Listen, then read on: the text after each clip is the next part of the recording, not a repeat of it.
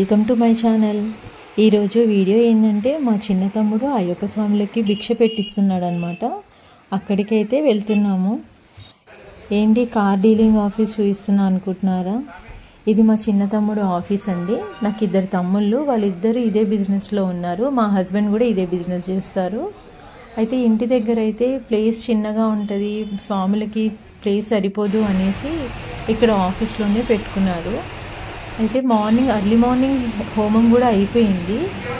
హోమం తర్వాత ఇంకా పూజ స్టార్ట్ చేశారనమాట.